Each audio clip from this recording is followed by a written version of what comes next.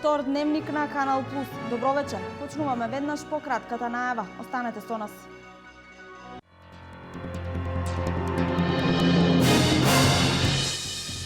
Во страв дека ќе останат без дрва за огрев, граѓаните стануваат лесна мета на измамници. Од полицијата апелираат дрва да се набавуваат од лиценцирани фирми, никако од дивосечачи. На Европските денови на културното наследство ќе настапи фолклорната група Копачка од село Драмче Делчевско. Ќе се представи патот на копачката до репрезентативната листа на УНЕСКО. Владата го усвои предлог буџетот за идната година. Повеќе пари за пензии и социјална помош, но и за капитални инвестиции. Пензиите и социјалната помош ќе се зголемат за 5%.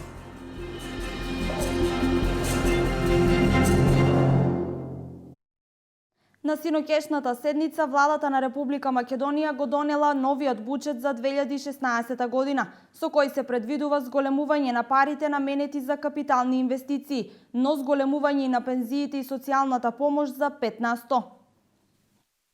Донесен е новиот буџет за 2016 година, со кој се предвидува зголемување на парите наменети за капитални инвестиции, но и зголемување на пензиите и социјалната помош. Нашите проекции се намалување на буџетскиот дефицит од 3,6% оваа година на 3,2% за следната година и зголемување на средствата за капитални инвестиции, односно покачување на пензии и социјална помош за 5% и значително зголемување на капиталните инвестиции со цел да се поттикне развојната компонента на буџетот. Зголемувањето на пензиите за 5% ќе се реализира од септемвриската пензија, што ќе се исплати во октомври наредната година. Социјалната помош пак ќе се зголеми за 5% почнувајќи од јуни 2016 година, за што се потребни дополнителни 218 милиони денари, истакна министерот за финансии и вице-премиер Зоран Ставрески при представувањето на буџетот за 2016 година, кој владата го донела на синокешната седница. Според него, макроекономскиот амбиент кој што е проектиран за следната година вклучува пораст на бруто домашниот производ од вкупно 4%, и одржување на умерено ниво на инфлација од 2%. Заплатите се предвидени 25.906 милиони денари, што е за 3,3% повеќе од 2015 година. Кај стоките и услугите планирано е да изнесуваат нешто повеќе од 19 милиарди денари, а исто така обезбедени се и средства за изборите во април следната година. Има зголемување кај парите за медицинска опрема или 197 милиони денари за реконструкција и доградба на здравствени установи, како клиниката во Штип и во Скопје. За инвестиции во железничката инфраструктура пак наменети се над 2 милиарди денари. За гасификацијата се предвидени 408 милиони денари, за социјални станови 304 милиони денари, за универзитетите 903 милиони денари, за спортски објекти 409 милиони денари и речиси 2 милиарди денари за рурален развој, а за реконструкција на затворите 265 милиони денари. Премиерот Никола Груевски пак се огласи на социјалната мрежа Facebook. Со граѓаните ја сподели веста за новата одлука на владата, која се однесува за дополнително зголемување на пензиите и на социјалната парична помош. Образованието во 21. век е тема на меѓународниот научен конкурс, со кој Факултетот за образовни науки при Универзитетот Гоце Делчев го слави својот 2-децениски јубилеј. На конференцијата денес и утре се презентираат 90 трудови со учесници од 9 земји во Европа. Трудовите опфаќаат теми од образованието, филозофија, социологија, менаџмент и историја. Колку и да се прави отпор кон секое ново нешто што е во суштината на човековото битие, да се остане во постојното, познатото, бидејќи ни е полагодно, сепак мора да се прифатат промените кон глобализацијските текови во сите области, па така и во образованието. Ова денес во рамки на меѓународната научна конференција го истакна професор доктор Сонја Петровска, декан на Факултетот за образовни науки. Таа додаде дека мора да се оди напред и да се развива. Еден од сегментите кон кои вклучените во образованието даваат отпор е информатичко-комуникацијската технологија во наставниот процес. Конкретно, за во училиштата.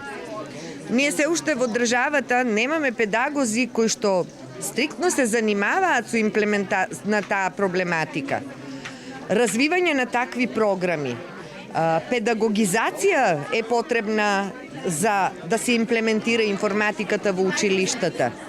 Тоа секако се движиме напред, бидејќи има сега во последно време многу курсеви, обуки за наставници, реализирани од различни фондови, европски фондови, кои што придонесуваат да се развијат педагошките компетенции на наставниците во насока на примена на информатичката технологија. Друг предизвик во образованието е рушењето на јазичните бариери, посебно англискиот јазик кој е доминантен јазик кај нас, но и во европските земји. Уште една од бариерите кои ги спомна професор доктор Петровска е мобилноста на наставниците во светот. Бидејќи ние тежиме кон создавање на европски наставник, кој што ќе биде компетентен да работи не само во Република Македонија, туку и надвор од нашата држава. Иако за нашиот факултет можам да ви кажам дека имаме програми кои што се европски признати. Веќе имаме многу студенти дипломирани кои што работат во европските држави, и се вклучени во тој високообразовен училишен простор. На меѓународната научна конференција која на тема образованието во 21 век, состојби и перспективи ја организира Факултетот за образовни науки при Универзитетот Гоце Делчев, присуствуваат учесници од 9 земји од Европа, кои во текот на денешниот и утрешниот ден на планираните сесии ќе ги споделат нивните искуства во однос на имплементацијата на болонскиот процес во високото образование, моделите на комуникација со практика за училиштата и секако градинките, бидејќи образовниот процес почнува токму од градинките. Општина Делчево ќе изготвува стратегија за климатските промени преку методологијата Зелена агенда на фондацијата Милија у контакт. Општината е во 4-годишниот план ќе има можност да аплицира за имплементација на проекти на локално ниво. И Делчево се вброи во 10 општини кои се вклучени во методологијата за изработка на стратегија за климатски промени, имплементирана од фондацијата Милија у контакт. Во рамки на 4-годишниот план, општината ќе има можност да аплицира за проекти со кои ќе се бори против ефектите предизвикани од климатските промени, но и за инфраструктурни проекти, за чија што имплементација ќе вложи и свое кофинансирање. Се работи за холандска методологија, Зелена агенда. Покрај овој мек дел, каде што граѓаните ќе имаат можност партиципативно да учествуваат и да ги дадат своите мислења во изработката на стратегијата, општината ќе има можност да имплементира и 2 инфраструктурни проекти. Еден инфраструктурен проект како итна акција, кој што ќе биде и се планира некаде во месец декември, а вториот поголемиот, околу $120,000 буџет, од каде што општината учествува со 50% во овој буџет, ќе биде некаде околу мај месец 2016 година, односно по завршувањето на процесот на стратешко планирање во овој дел и донесувањето на итни акции и интервенции од страна на граѓаните кои што се потребни во делот на климатските промени. И ќе имаме можност, покрај планот што ќе го добиеме 4-годишен, врз основа на овој документ да аплицираме и за поголеми проекти, со кои што проекти ќе можеме да се справиме со климатските промени, кои што секојдневно ги гледаме во вид на поплави, на суши, на шумски пожари и други негативни ефекти присутни во нашата општина. Методологијата, наречена уште и Зелена агенда, во својата стратегија вклучува неколку етапи во своето процесирање, се до крајниот резултат и имплементација на дадениот проект. Паралелно со самата изработка на тој стратешки план, одиме со уште 3 паралелни процеси. Првиот процес е за јакнување на капацитетите на населението на институциите. Вториот процес е за јакнување на јавната свест и подигнување на јавната свест кај населението и сите заинтересирани во врска со климатските промени, затоа што знаеме дека климатските промени веќе стигнуваат и веќе се тука, не можеме да им избегаме. И четвртиот дел кој што е многу интересен и можда најмногу посакуван од населението и од локалните самоуправи е конкретна имплементација на приоритети дефинирани со стратегијата. Општините кои досега имаат стратешки документи за климатски промени преку фондацијата Милија у контакт имплементираа проекти од типот на изградба на системи за водоснабдување, изградба на нови резервоари за вода, на нови системи за наводнување, но и за реконструкција на фасади на локални институции, изработка на енергетски ефикасни градинки и други проекти. Во тек на поставување на лед светилки во Кочани, 4 се веќе намерно оштетени. Се работи за амбициозен проект на општина Кочани вреден 850.000 евра за поставување лед светилки како улично осветлување, кое треба да резултира со посветли улици и пониски сметки за струја. Несовесни поединци или пак неодговорни млади веќе го подриваат проектот вреден над 850.000 евра со кој градот Кочани заедно со населбата Оризари ќе добијат повеќекратно, поквалитетно и поекономично осветлување.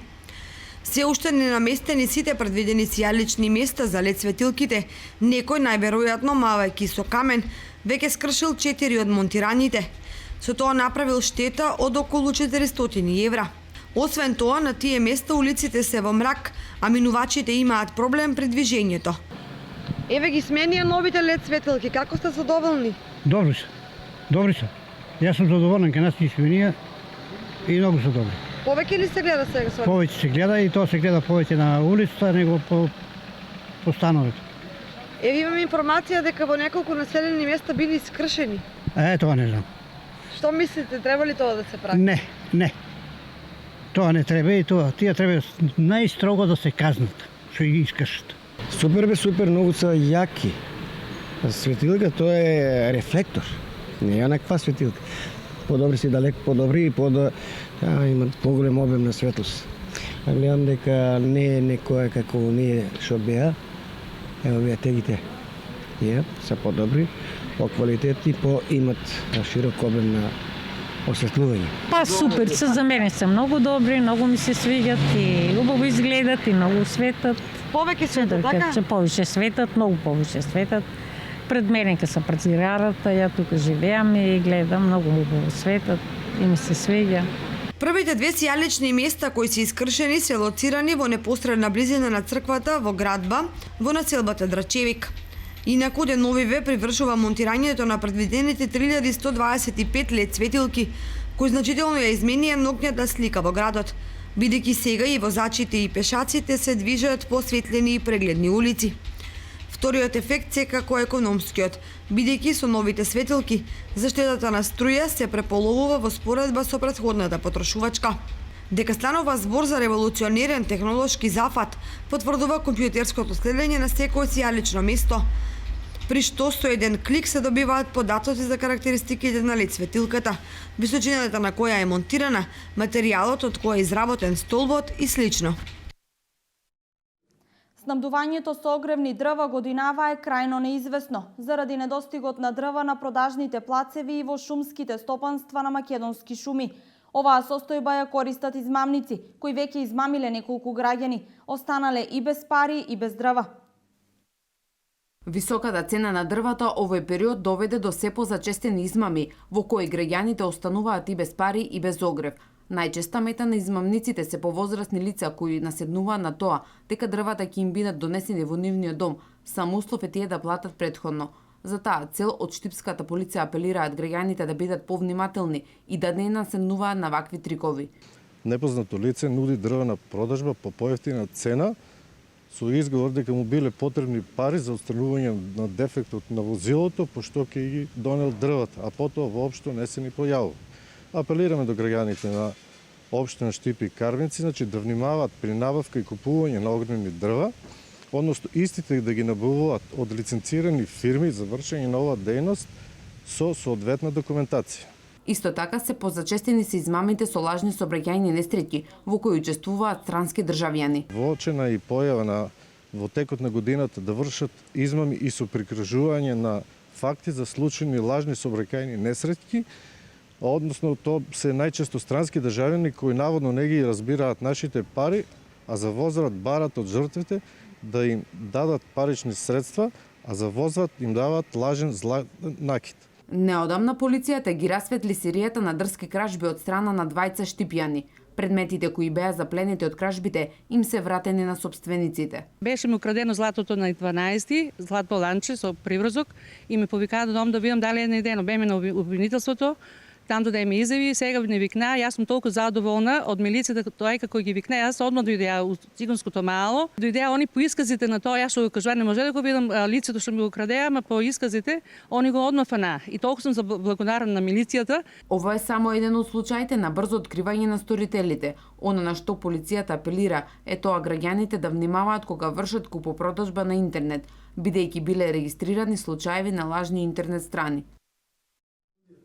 Продолжува уредувањето на коритото на Отиња. Интензивно се работи на потегот од полицијата до пешачкиот мост, а акцентот е ставен на хортикултурното уредување. Јавното предпријатие ИСАР и општина Штип продолжуваат со реализација на проектот за уредување на коритото на река Отиње. Имено поставени се цевките за атмосферска канализација, а од денес започна и хортикултурното уредување на делот од мостот кај полицијата до пешачкиот мост. Согласно програмата на јавното предпријатие ИСАР, согласно програмата на примариус магистр Илчо Захариев, јавното предпријатие започнува со уредување на речното корито на река Отиња. Веќе завршивме до каскадата. Еве од денес почнуваме, ги направивме и прекопите со цевки на атмосферската вода за да може да се сливат во речното корито на река Отиња. Од денес започнуваме хортикултурно да го средуваме просторот, значи од мостот овде што е кај полицијата, па се до пешачкиот мост, значи од левата и од десната страна ќе биде хортикултурно среден, ќе има пешачка патека, ќе има поставено повеќе клупи, корпи за отпадоци, ќе бидат посадени повеќе цвеќиња, ќе биде раззеленет овој простор, така да се во интерес на нашите граѓани да имаат повеќе зелени површини, да имаат повеќе вакви средени катчиња. Работиме тука во реката, се редуваме, гледате кој интензивно се работи. Сега моментално работиме шахта тука и многу длабока шахта, имаме проблем че се уграде некаде околу 3 кубика бетон и каскади правиме. И еве гледате како се работи сега моментално. Веднаш по целосното уредување на овој дел ќе започне и уредувањето на речното корито до јавното предпријатие ИСАР. Се очекува за неполна година овој проект да биде комплетно завршен. Во рамки на одбележувањето на Европските денови на културното наследство, своја презентација во недела во Музеот Македонија ќе има Сдруженијето на фолклорната група Копачка од село Драмче Делчево. Во рамки на настанот ќе биде представен патот на Копачката до репрезентативната листа на УНЕСКО. По повод Европските денови на културното наследство 2015, Сдруженијето на фолклорната група Копачка од село Драмче Делчево во соработка со Музеот на Македонија и општината Делчево за во недела 27 септември со почеток во 12:30 часот и организираат презентацијата на орото Копачка во Музеот на Македонија во Скопје. Меѓу другото на програмата ќе биде презентирано видео од номинацијата на орото Копачка, ќе биде презентиран и процесот за заштита на Копачката во УНЕСКО на експертите кои што ја подготвија и ја бранеа апликацијата за орото Копачка за впишување на орото Копачка на репрезентативната листа на УНЕСКО. Програмата ќе кулминира со изведба на Копачката и друг пијанечки изворен фолклор од страна на носителите на нематеријалното културно добро, а ќе биде одржана и работилница за изучување на орото Копачка во интеракција со публиката.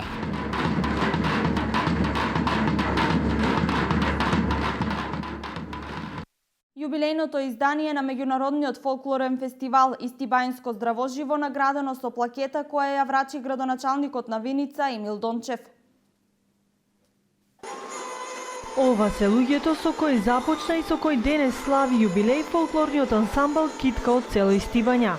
Цели 30 години ја негуваат, ја надградуваат, ја пренесуваат традицијата која ја наследиле од баби и прабаби и која е историска и културна престолнина на една фолклорна ризница, чии сегменти се раскажуваат преку носиите стари по еден век. 3 децении овие песни, чекори, народни танци и игри кружеа низ светот, го презентира не само селото, туку и истокот и Македонија. 30 пати кажуваме добре дојдовте и дај Боже уште многу јубилеи да го доживее овој наш првен фестивал не само во Македонија, балканските простори и ширу на светските меридијани.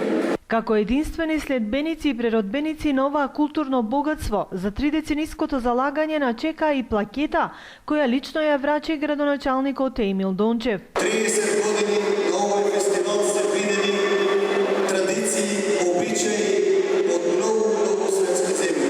30 години на овој фестивал пролиферираме ансамбли од скоро сите градови од Република Македонија. За да еден фестивал обстојува 30 години, пред се потребно е многу љубов, многу посветеност На главниот концерт кој го следеше бројна публика се измеша колоритните насмевки на младите учесници од Монголија, Молдавија, Литванија, Турција, Бугарија, Македонија и Србија. А сума сумарум, во изминативе 30 години Виница и Стибања се покажаа како добри домаќини и организатори на најмалку 200 фолклорни групи од Европа, Азија, Африка и Америка.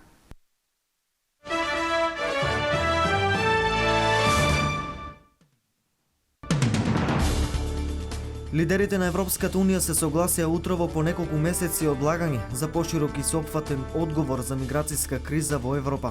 Решенијата на средбата во Брисел вклучуваат повеќе пари за помош на бегалците од Блискиот Исток за нивно сместување и храна и да се намалат ризиците да тргнуваат кон Европа, како и засилена гранична контрола. Председавачот на средбата Доналд Туск изјави дека резултатот по 7-часовната дебата е навистина одличен и со сигурност подобар од оно што се очекувало. Задоволство изрази германскиот канцелар Ангела Меркел. На вчерашната седница на министрите за внатрешни работи на Европската Унија, Полска се согласи да прифати 5000 бегалци во рамки на Европската програма за раселување на пристигнатите бегалци во Унијата. Во првата фаза Европската Унија ќе распредели во различни земји 66.000 од вкупно 120.000 бегалци, додека 54.000 ќе бидат во резерва. Централната московска џамија е најголемиот храм на муслиманската заедница во руската престолнина, која има околу 200.000 верници. Новата џамија е подигната на место до старата, изградена во 1904 година и била единствената активна во Москва во советскиот период. Низината целосна реставрација, која што опфаќа и доградби, чинела околу 170 милиони долари, собрани од приватни донации, како и со помош на владите на Турција и на Казахстан.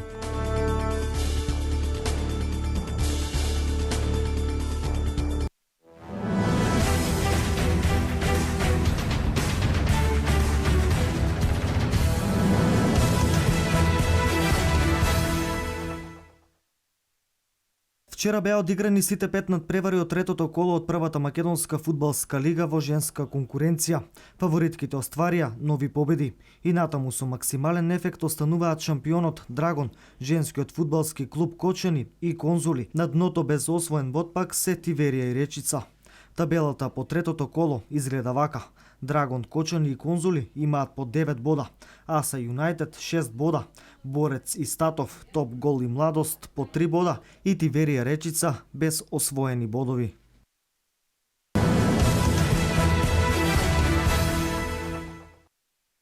На националната арена Филип II во Скопје се одигра Суперкупот на Македонија. По 90 минути игра и по продолжение од 30 минути беше нерешено со резултат 1:1. Актуелниот првак Вардар го отвори резултатот во 11-та минута преку Филип Ивановски, а работнички издрмни во 47-та минута кога капитенот Бажи Илиевски го совал Гачевски. Во пенал серијата голманот Гачевски му го донесе трофеот на Вардар. Тој ги одбрани ударите на Алти Пармаковски и Ристевски во 4-та и 5-та серија.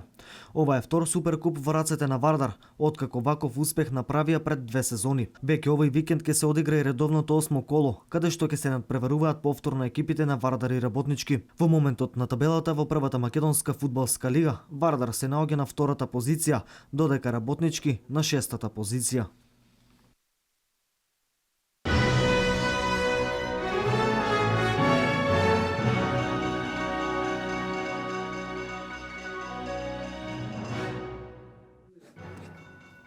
Заврши дневникот на Канал Плюс. Ви благодарам на вниманието и имајте пријатна вечер.